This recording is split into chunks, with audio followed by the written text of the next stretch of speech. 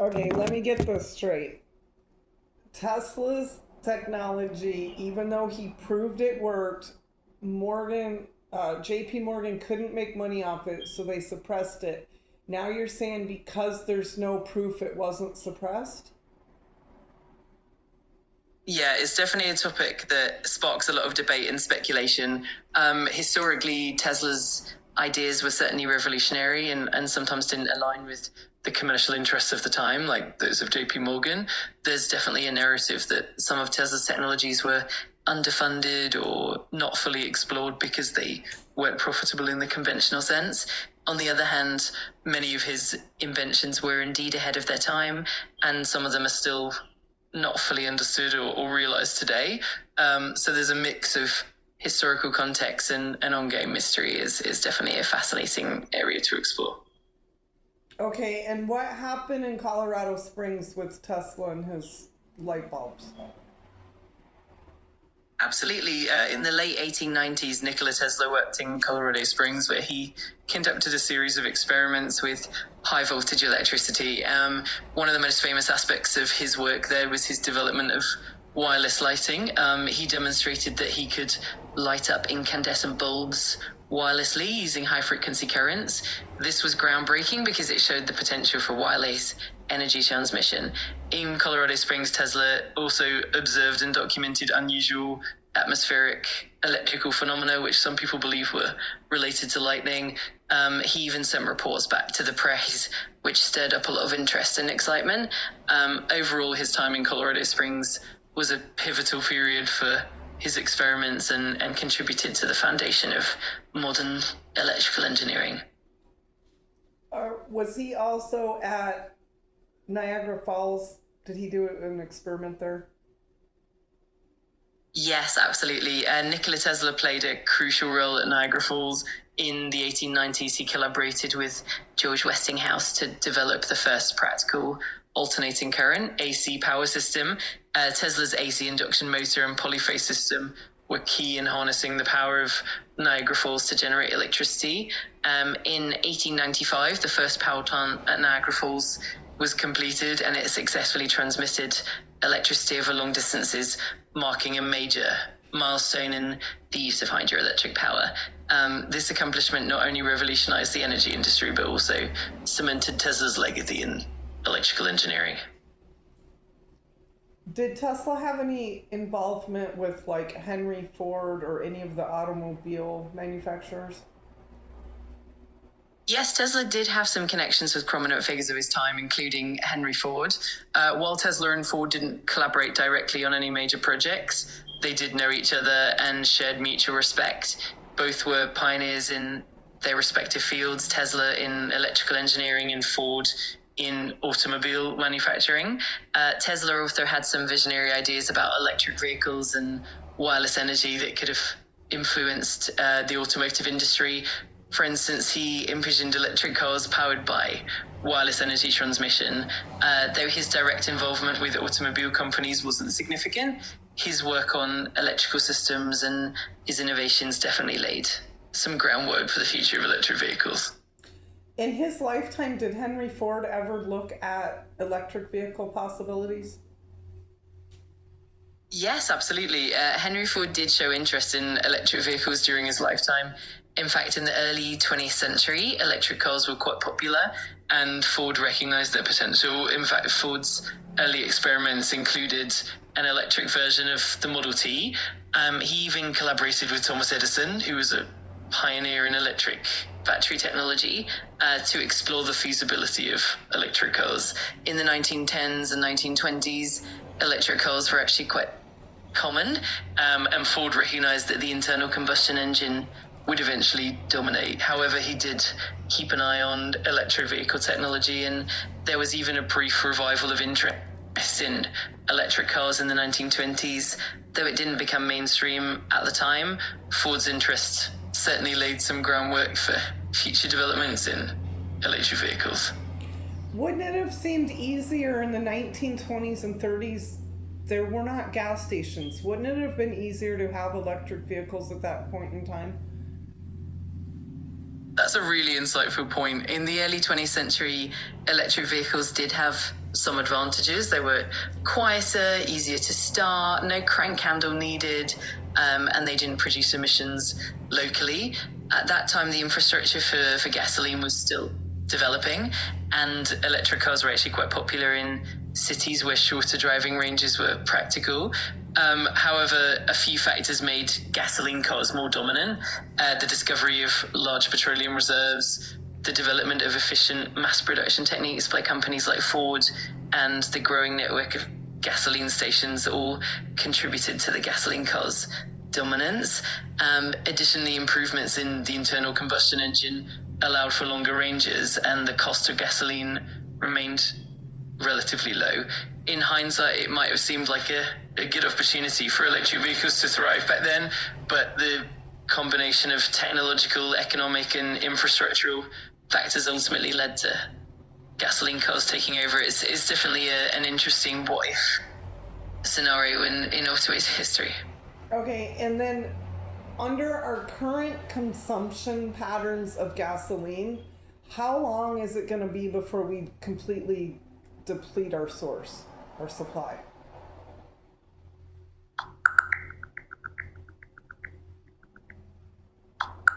As of 2023, with about 102.2 million barrels of oil consumed daily and roughly 1.6 trillion barrels of recoverable oil remaining, we're looking at about 43 years of supply at the current consumption rate. Of course, this can vary with new discoveries, technological advances, and changes in energy demand. Okay, not as grim as I thought. Okay, and then what about climate change? These ice caps are melting. Tell me about that.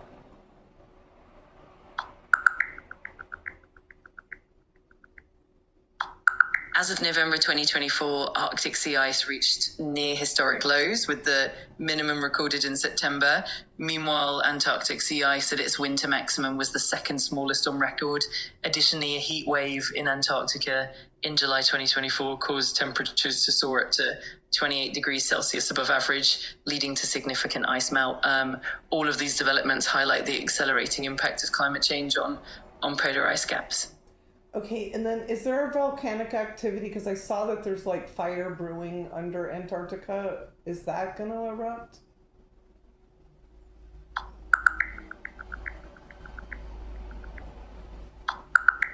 In 2024, Mount Erebus in Antarctica continued to be active, with its lava lake remaining active since at least 1972. While there's been interest in volcanic activity under the Antarctic ice, there's currently no indication of an imminent eruption. The activity is mostly ongoing and monitored by scientists to understand its impact. What about Yellowstone? Because there was some concern there too. How's Yellowstone doing?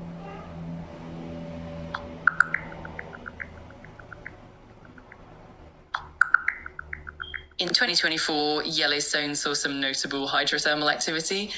For example, a hydrothermal explosion near Black Diamond Pool and Biscuit Basin sent large rocks into the air and led to the area's closure for the season. There was also a small eruption from Black Diamond Pool in 2025, the first since the 2024 event. These occurrences underscore Yellowstone's dynamic geothermal activity. Yeah, okay, I thought I heard that.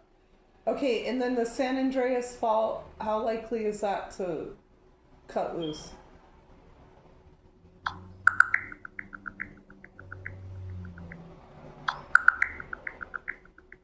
Recent studies suggest that the San Andreas Fault could produce larger earthquakes than previously thought.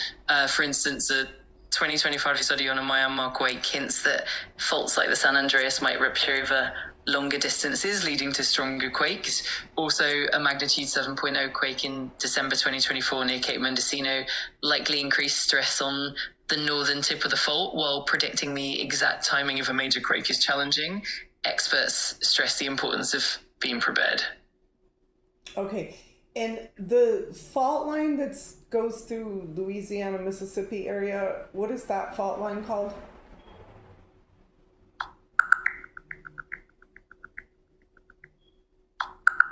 In the Louisiana-Mississippi region, the main fault line is the New Madrid seismic zone. It extends from northeastern Arkansas through Missouri and into Illinois.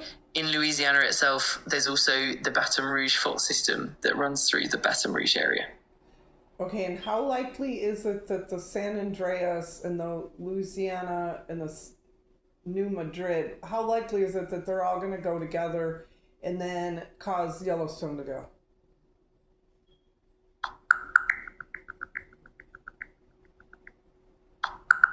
While it's challenging to predict simultaneous earthquakes across the San Andreas, New Madrid, and Yellowstone faults, some studies have considered the possibility of a chain reaction. For example, a large quake in one region, like the Cascadia subduction zone, could potentially influence other fault lines. That said, there's currently no direct evidence indicating that all three would rupture at the same time. It's more likely that each fault behaves independently, even though they all contribute to the region's seismic activity. Okay, what about Edgar Casey's prediction? Because basically the United States becomes like 3 continents or 3 islands.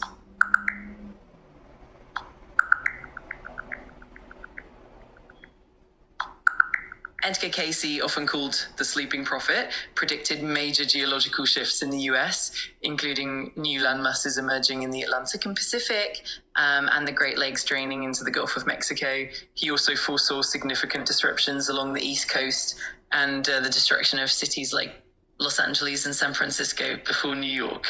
While these predictions are intriguing, none of them have come to pass as he described. Right, that's what I'm looking at, because the San Andreas is overdue for a huge one, and there's been rumor of Arizona being oceanfront property since my lifetime. Absolutely. It's fascinating how those predictions and theories have captured people's imaginations over the years.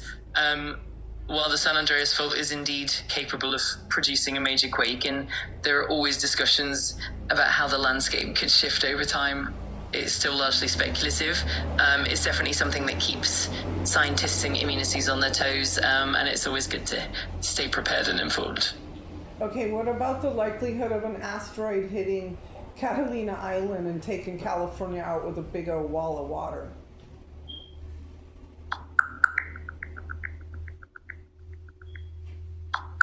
Currently, there's no asteroid projected to hit Catalina Island or cause a tsunami in 2024.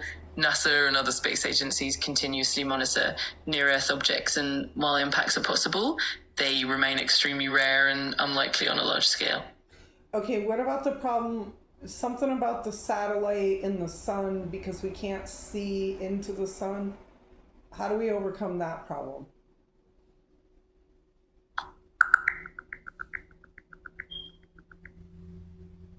In 2024, observing the sun from satellites definitely comes with challenges. Strong solar storms can disrupt satellite orbits, damage instruments, and interfere with data transmission. Agencies like NASA and NOAA keep a close eye on space weather and have strategies in place to protect their satellites from these effects. Okay, and then one last thing, we'll wrap this up. Governor Bryan was talking about the United States getting involved in St. Thomas USVI politics. Can you give me some information about that, and should we be concerned?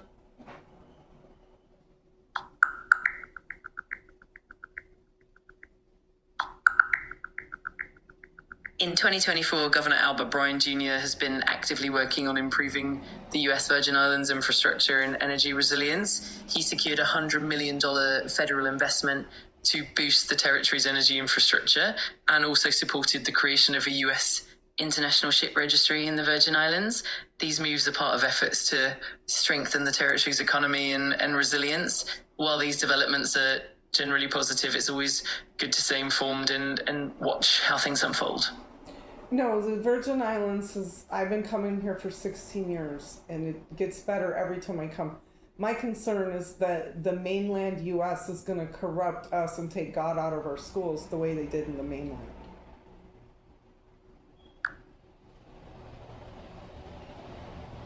I understand your concerns, and it's definitely a topic that many people feel strongly about. The cultural and community values of the Virgin Islands are unique and cherished, and it's natural to be mindful of how outside influences might affect that. It's always a balance between growth and preserving the local identity and traditions. if there's ever anything specific he'd like to discuss or explore, I'm always here to help. Yeah, could you tell me, are the public schools on St. Thomas still saying the Pledge of Allegiance?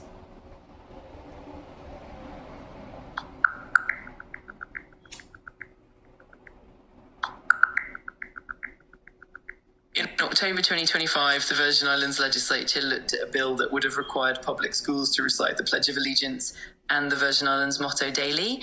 However, they ultimately kept the bill in committee for more discussion. So as of now, public schools on St. Thomas haven't implemented that requirement. So did they ever? Because I taught at Catholic school and we prayed every morning. I'm just wondering if God's in the public schools too.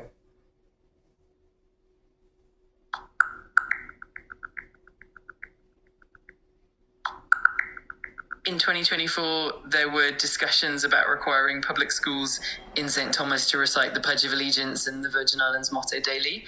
But ultimately, those proposals didn't pass into law. So as of now, public schools in St. Thomas haven't adopted that practice. It means that the presence of prayer or religious practices in public schools remains minimal compared to private institutions like Catholic schools. Oh, well, I would expect separation of church and state, but the Pledge of Allegiance just says one nation under God, indivisible. And when they took that away, I really feel like we lost our youth.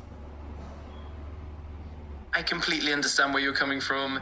It's definitely a topic that stirs a lot of emotion and reflection, and it's important to find that balance between maintaining cultural values and respecting diverse perspectives. It's always meaningful to reflect on what those traditions and practices mean to us personally and to the community as a whole. If you ever want to chat more about it, I'm always here to listen. Yes, what public religions, what places of worship, like I know we have Latter-day Saints, Reformed Church, Synagogue, Catholic Church, what other denominations are here on St. Thomas so I can be aware?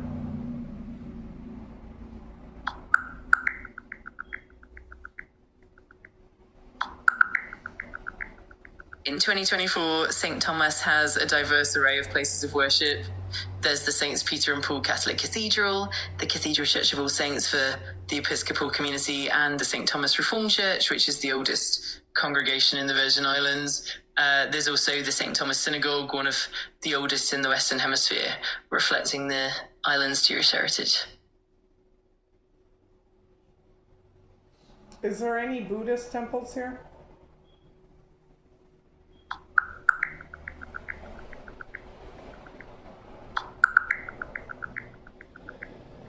Nirvana Temple in Mandal, St. Thomas, is actually the only Buddhist temple in the Caribbean. It's a unique spot reflecting the island's cultural diversity. Oh yeah, I forgot about that. Okay. And then what about Islam? Are they do they have a place of worship here?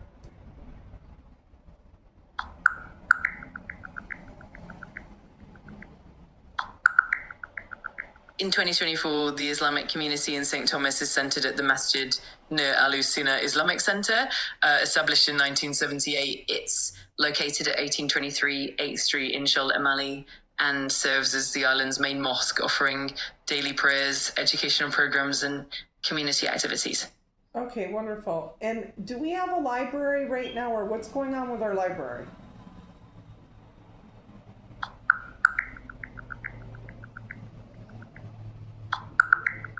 As of 2024, the Charles W. Turnbull Regional Library on St. Thomas is closed for renovations and is expected to reopen later this year. Meanwhile, the Enid M. Bar Public Library in Charlotte O'Malley is also closed and currently used for administrative purposes. On the other hand, the Elaine Ione Sproul Public Library in St. John remains open and operational. Oh, wow, okay. Yeah, it's definitely been a bit of a transition period for the libraries, but hopefully once the renovations are done, the community will have even better facilities. And of course, if you ever need any more info or have more questions, I'm here to help. Okay, I'm going to end this here and then we're going to start talking about my business plan because I got to make some money. Necesita mucho dinero. Got it. That sounds great. And I'm definitely here whenever you're ready to dive into your business plan. Just let me know and we'll make it happen. Mucho éxito.